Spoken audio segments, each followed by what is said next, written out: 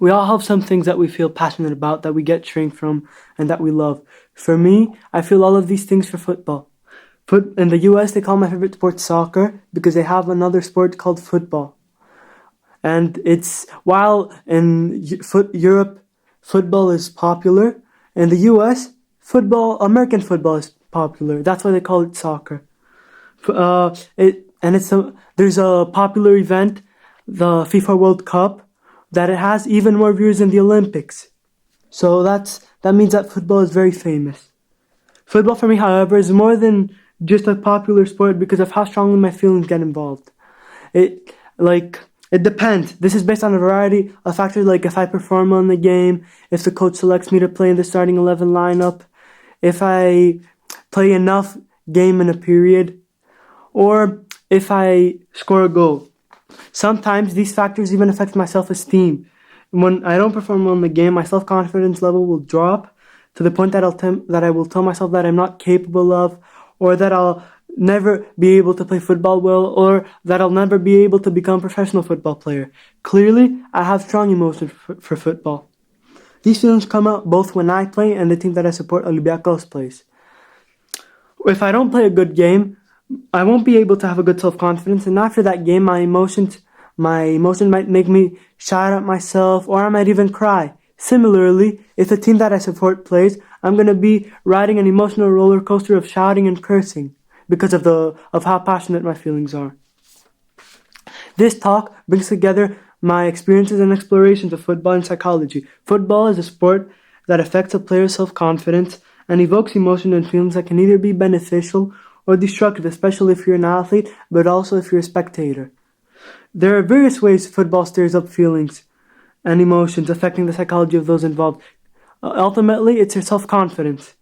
When athletes are feeling confident, they are able to turn their sporting potential into a very good performance.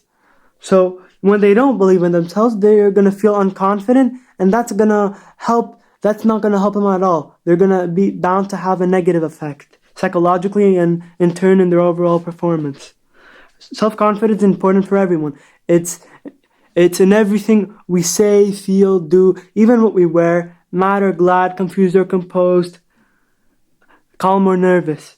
How sure an athlete feels helps him or her handle things in patience. This sureness is characterized by an absolute belief in ability. Confidence is part of an athlete's personality, and those who strongly display it across a range of contexts, socially and in their sport, carry a very valuable trait and asset. Besides the players of self-confidence, football brings out a variety of emotions and feelings both in and out of the game. On the one hand, there are certain negative emotions that can affect psychology both physically and mentally. They cause a player to lose prime intensity.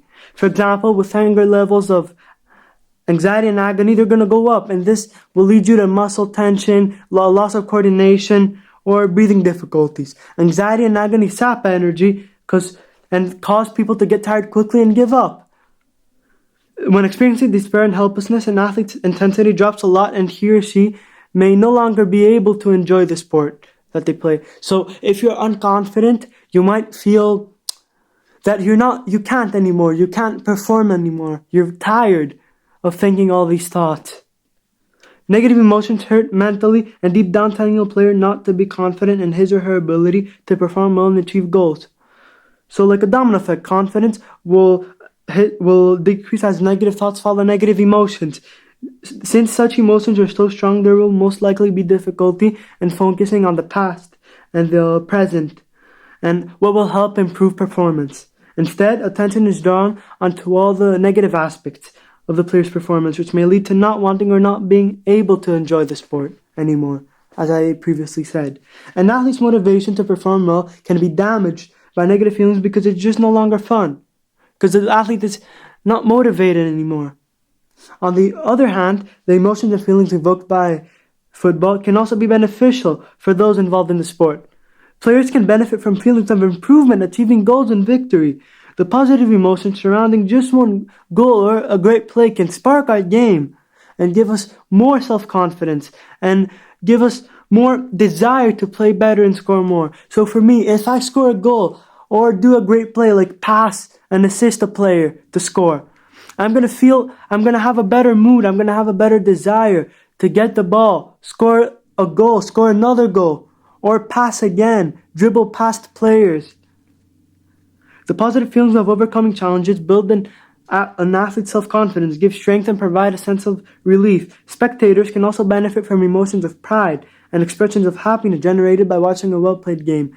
A good game of football has a lot to offer everyone, fans and the players that are playing in. For the players that are playing in, their emotions are going to go up because they tried so much, they practiced, and if they win, it's finally going to be a prize for them, a winning prize for practicing so much.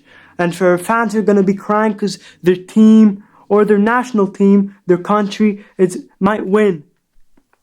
For athletes, the best advice is to always look for opportunities to turn around their performance in a game when they are down. So you've seen there was a game with Liverpool and Barcelona. The first leg, Barcelona-Liverpool, and went 3-0. But Liverpool never stopped giving up. So in the second game, when in Anfield, Liverpool beat Barcelona with 4-0 because everyone believed, everyone had a good self-confidence. Real self-confidence in football is stable, long-term, and lasting, even under difficult conditions or with poor results.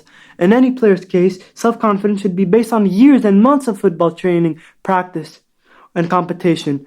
So if you don't practice every day, train, and play to get the experience, you'll never have a good self-confidence. You might, but rarely.